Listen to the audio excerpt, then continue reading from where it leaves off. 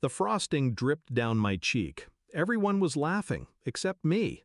The word egoist still echoed in the air, sharp as glass. My sister sat smug at the center of it, pretending to wipe a crumb from her dress while her eyes danced with triumph. All because I refused to sign over my apartment, the place I worked a decade for, the one sanctuary I carved out of nothing.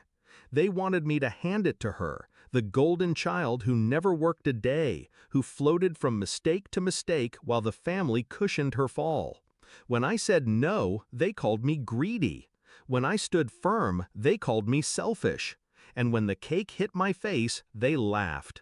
I didn't. I only smiled, wiped the cream from my cheek, and in that silence between their laughter and my next move, I decided their fate. It hadn't always been this way. I used to believe family meant protection. When I was little, I shared my toys, my allowance, my room with my sister, because I thought love worked that way. But love, in my family, was conditional.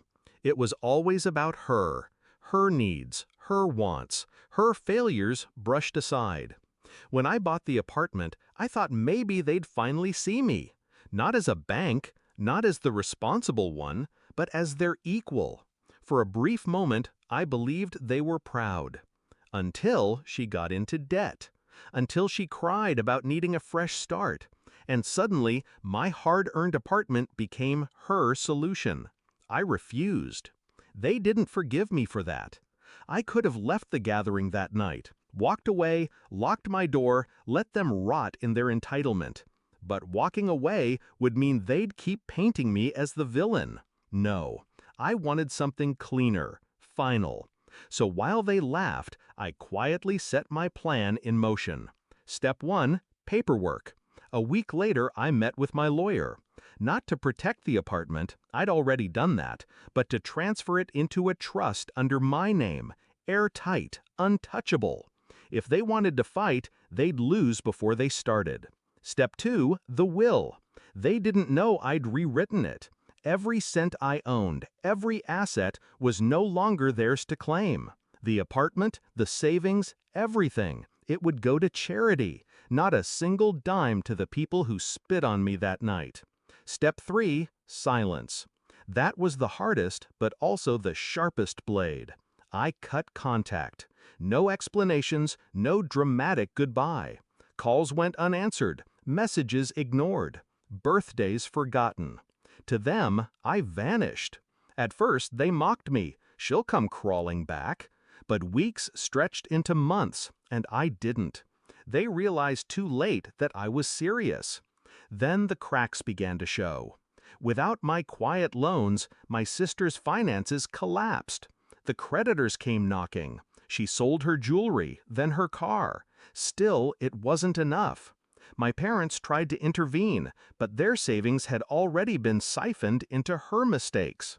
For the first time, they couldn't save her. And me? I watched from a distance. Not with joy, not with sorrow, just clarity. They had built their world around her, and I was the scaffolding holding it up. When I stepped away, it crumbled. The confrontation came almost a year later. My father showed up at my building, thinner, older, his pride stripped away. He begged me to reconsider, to forgive, to be family again.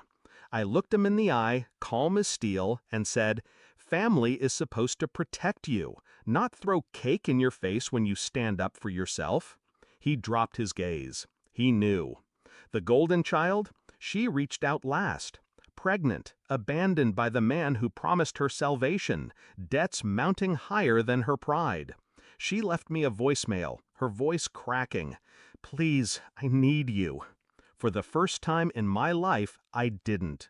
I let her words hang unanswered, like all the times I begged for fairness and was met with silence. My revenge wasn't loud. It wasn't dramatic. It was absence. The one thing they never thought I was capable of. By removing myself, I forced them to live in the reality they created. A world where I wasn't the scapegoat, or the safety net, or the villain. Just gone.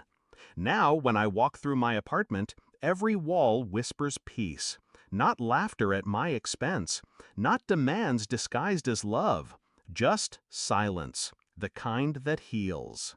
Do I miss them? No. I miss the idea of them, the family I wished I had. But the truth is simple, they never wanted me, only what I could give. So I gave them exactly what they asked for, nothing. And in that nothing, they lost everything. That night, with frosting dripping down my cheek, they thought they had humiliated me. But the moment I wiped my face and smiled back, I had already won. Because revenge isn't about what you take from them, it's about what you stop giving.